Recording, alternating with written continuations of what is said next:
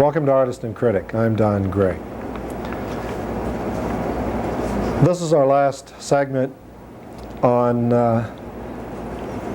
women as a subject of artists, exploring both the surface subject matter and some of the possible deeper ideas, content that are in the works.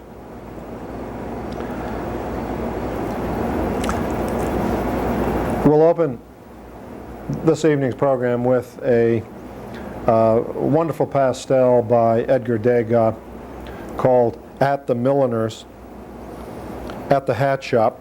A pastel, it's at the Museum of Modern Art, executed in 1882. It's such a wonderful artwork in itself in terms of the placement of the figures and the hats and the chair and the whole compositional idea, as well as the off-center asymmetrical placement of the woman and trying on the hat in the upper right-hand corner. Also, ideas seem to come forth from this of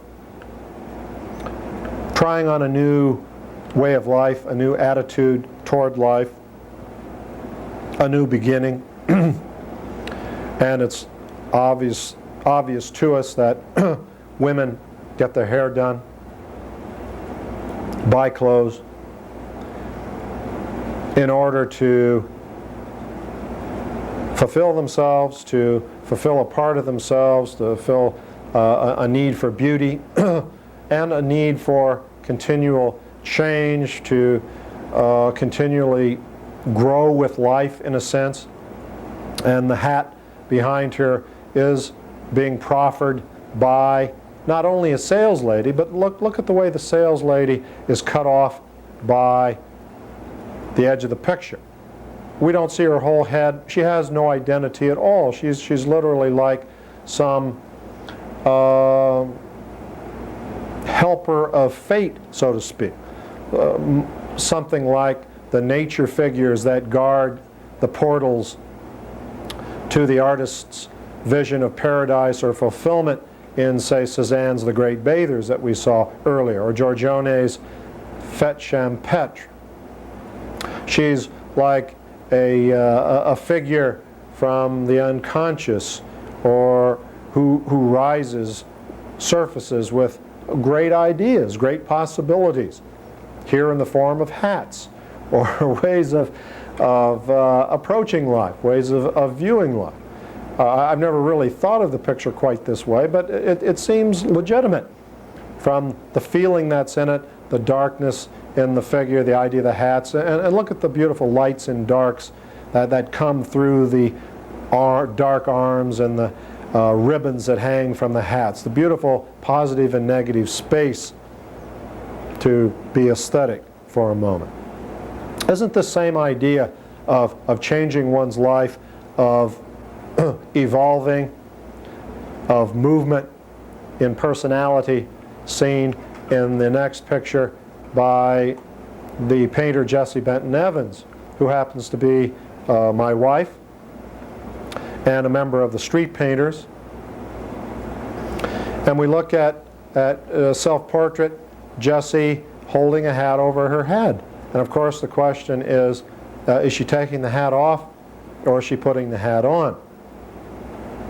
Is she removing an old way of thinking, an old attitude toward life, or is she putting on a new one? Whenever things are associated with the head, it automatically, it's like a cartoon with a bubble of and a light bulb right near the head. It's an idea, or it's a thought, or it's some kind of creature of the mind. And we look at the expression on her face, a certain worn, weary, slightly savage quality, a certain wondering, where do I go from here, sorrowful gaze. And the darkness of the inner part of the hat suggests a certain suffering, a certain spiritual darkness. But there's also gold on the brim and light on the white top of the hat that suggests new possibilities new hope after weathering the storm. So that we have a woman as suffering, but kind of durable, trying to bounce back, trying to continue the flow of their personal lives and the flow of life generally. We look at the next picture by Toulouse-Lautrec, moving from 1980 back to 1891, and we look at a picture of La Goulue, the glutton, the woman in the center with a certain arrogant smirk on her face, flanked by women companions at the Moulin Rouge. An entertainer, she will be arrogant, will have perhaps a little bit too much a good opinion of herself, will eventually sink into degradation and run a third-rate carnival advertising herself as the model of Toulouse-Lautrec, trying to grub a few francs and make a living from her youthful past. And as we close in, perhaps it's less of a smirk than kind of again, a slightly sorrowful questioning of woman's precarious destiny in a male-dominated world, and in a world where life itself must end, must constantly renew itself. The sense of suffering in La Goulue is apparent in Modigliani's painting of Jean Hebeterne, his mistress, in 1919, very close to the year of Modigliani's death from tuberculosis and just simply eating up his system through very riotous, undisciplined living. Hebeterne, his mistress, will give birth to his child, and upon Modigliani's death will throw herself out a window holding her child in her arms.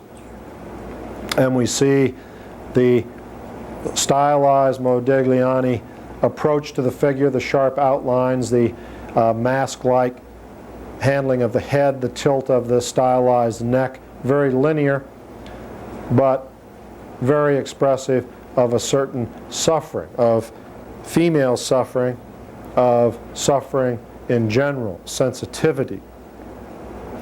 And Giacometti in 1962, Alberto Giacometti in his sculpture of Annette, shows woman as suffering. The patchwork modeled handling of the clay pinched by the sculptor's thumbs suggest an erosion and the destruction of the 20th century on all life, on the feminine principle, if you will, of helpfulness, warmth, giving qualities.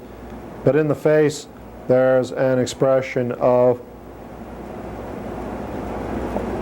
almost surmounting all difficulties. Her body is eaten away, the face eaten away, and yet there seems to be a light in the eyes and a slight smile to the face, saying that indeed I will endure, life will endure,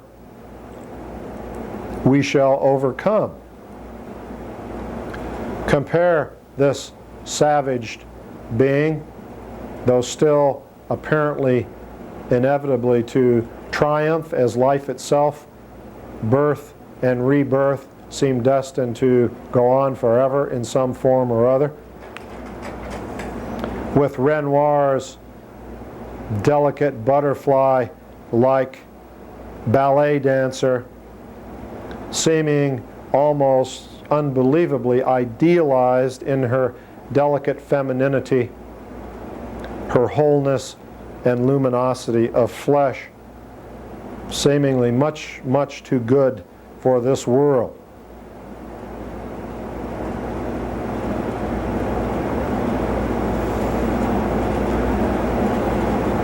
Compare her to de Kooning's savaged Woman with a Bicycle, painted in 1952. And we see the stamp of 20th century suffering and savagery on the creature who most symbolizes life and the life force, the female, the woman. Obviously, men are as much alive as women, but as we've developed over the course of the past programs, something in woman, something perhaps indefinable, despite all of my feeble attempts to define it, that seems most to represent life. And perhaps I'm speaking strictly from the male point of view, but women are so much more enduring than men. They're so much stronger than men are. Not in muscle tone. A good male athlete can beat a good woman athlete in probably every field of endeavor, but in terms of constitutional strength and perhaps the ability to rebound from difficult situations, at least in their constitution, they're much, much stronger than us he-men are, so-called he-men.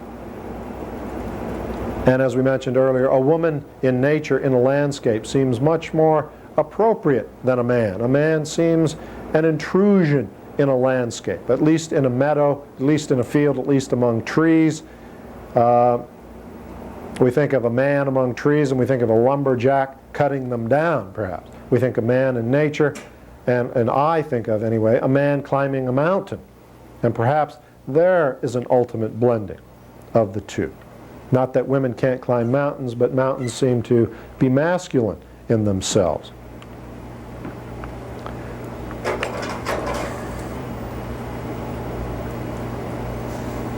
Look what happens to woman in our time. In 1959, Edward Kineholz creates Jane Doe, and we've looked at her in the past, but it seems appropriate to look at her now in our program on women.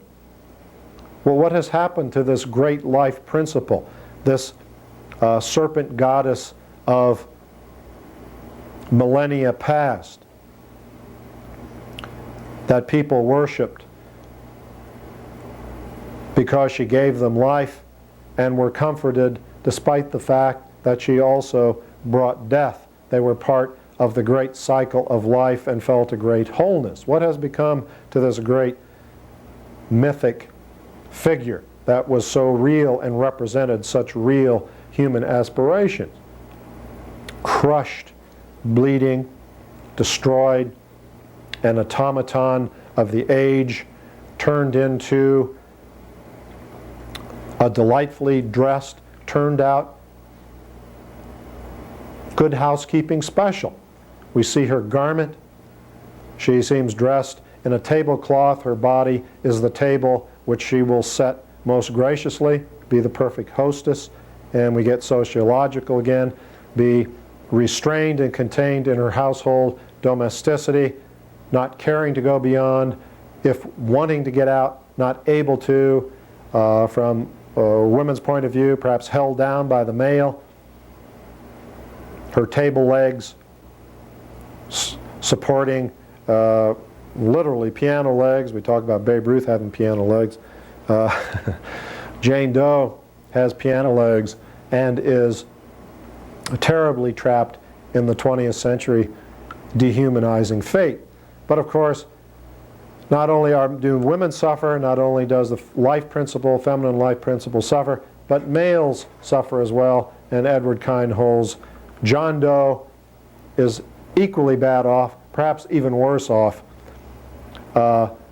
Limbless, pushed around in a baby cart, blood running down his face. He seems like the most ghastly of wounds that one might see or hear of in war, when just a head and a torso remain. Blasted by the 20th century, by the war,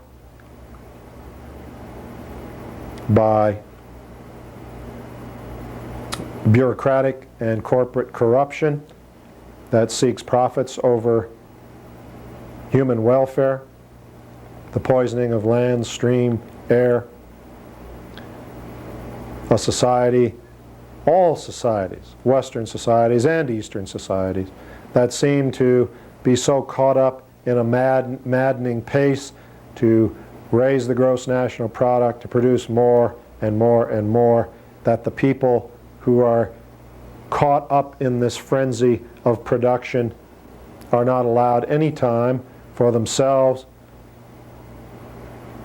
or if they are, in our increasing leisure society, we don't know what to do with it. We've been so processed and programmed. We become workaholics who can do nothing but work. And let's face it, in our recent histories of presidents, all the way to the top are workaholics, obsessive, can't take a break from the office. What a contrast to look at John Singer Sargent's The Wyndham Sisters, and we see woman as living the life of leisure at the highest social levels with the greatest wealth.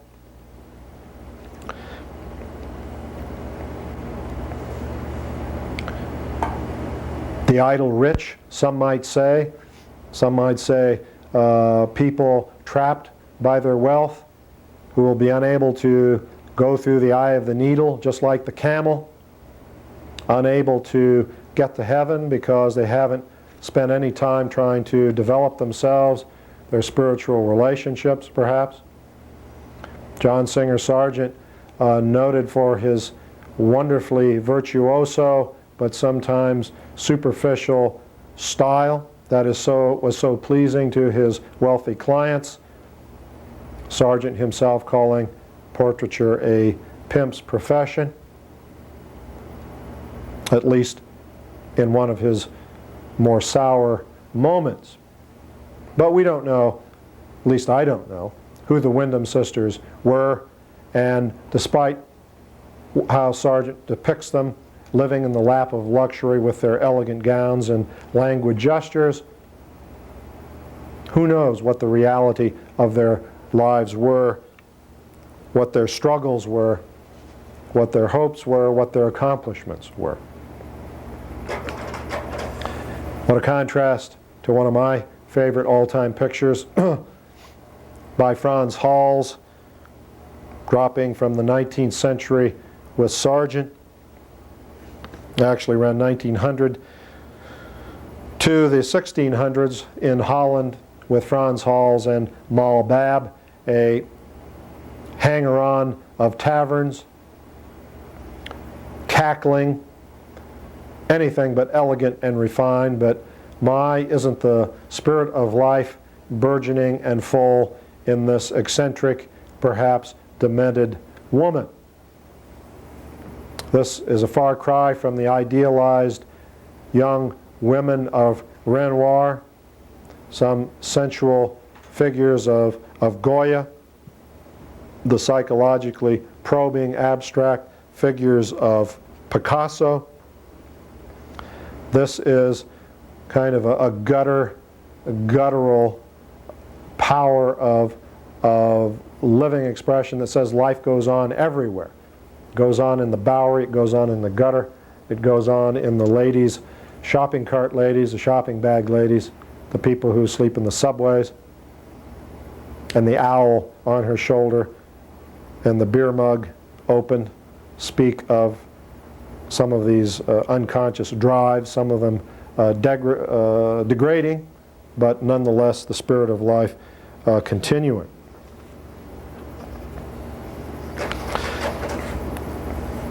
We see Whistler's The White Girl, Girl in White, his mistress, and we see a powerful symbol that we've looked at perhaps a long time ago on Artist and Critic.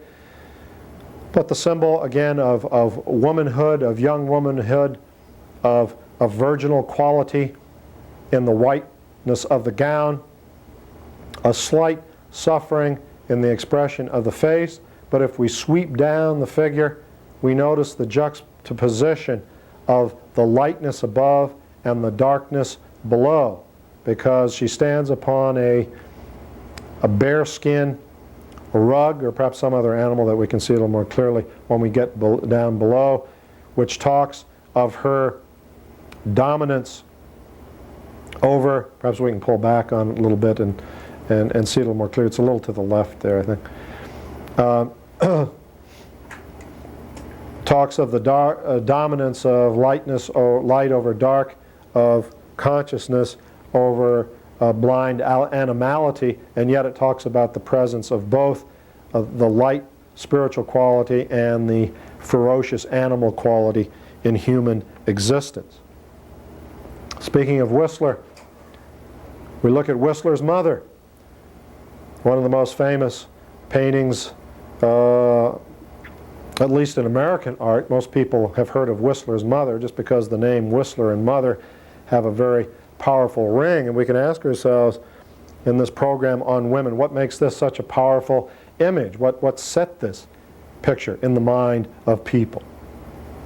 Well, perhaps there's a certain starkness in the picture, the stark silhouette of the mother against the background profile. There's a certain impersonality about the picture. There's a certain, do we want to say, grim, motherly, elderly, grandmotherly quality in the figure. Probably a wonderful old lady and young lady when she was a young lady, but there's something, there's a certain, is there a certain, let's put it as a question, is there a certain repressive quality in the picture, a certain harshness? The design has an obvious stylization based on Japanese prints and Whistler's experiments with the abstract relationship of shapes. But it has this hypnotic quality as she stares almost in a trance, as if at a seance. And one can't help but wonder if this didn't strike some chord, at least in the American psyche and their relation, America's relations to their mothers. If there isn't some kind of shall we say, less than warm relationship there.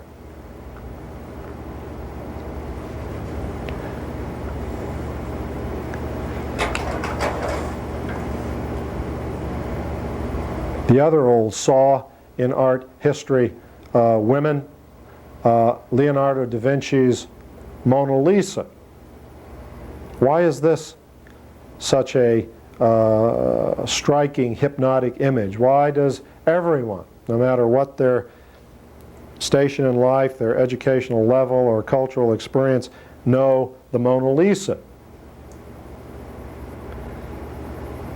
Nat King Cole used to sing about the Mona Lisa smile. And one side of the mouth does seem to smile more than the other. Even the eyes seem to have a certain mysterious smiling quality. We look at the shadows to left and right of each eye and the curving of the shadows under the frontal bones of the skull echo the upcurve of the mouth. Again, there's a certain hypnotic quality, a certain sense of her knowing something that we don't know. One has the feeling that Leonardo da Vinci is expressing something about his own feminine side, the feminine side of his own nature, because some of his male figures, some of his saints have very feminine characteristics. She seems to be not so much a real creature, although she was painted from a real woman, as to be a personification of a psychological aspect or a segment of the psyche. And one thing that helps to suggest that, to try to indicate that I'm not trying to simply pull these things out of the air, is that rather mysterious background behind the figure. It has a very otherworldly quality to it, with strange crags and winding roads and misty vistas that suggest nether regions of the psyche. I don't want to keep using the word unconscious all the time, but these are primordial images. These are images of the world before, at the beginning of creation, before the appearance of mankind, in a sense, despite the fact of winding roads and a little bridge just over her left shoulder, the right shoulder from our view. And her curving, the curving cloth over her shoulder leads right to the bridge, leads from her hands to the bridge, and she's linked very strongly with the twisting forms, the wrinkles in her clothing, with the twisting forms of the background. The picture's beautifully painted, of course, extremely solid, three-dimensional. The forms are extremely convincing. But I think without those qualities, the picture would not have lasted, because a picture has to be a great painting. But I think that Da Vinci has created something here that has touched all people who have looked at it, unconsciously or otherwise, and will continue to touch people. That it does reflect perhaps the basic feminine principle in nature. Jung called the feminine side of the masculine personality the anima. And saying that a female had a male side. So it seems fairly clear, at least at this point of my understanding, that this is Leonardo da Vinci's self-portrait, in a sense, of one side of his personality, his psyche. We've been exploring in the past 5 programs the idea of a woman as a subject for art, both in the everyday aspect of it and some of the deeper possible meanings involved in that. The program is Artist and Critic. I'm Don Gray. Thanks for being with me. Bye-bye.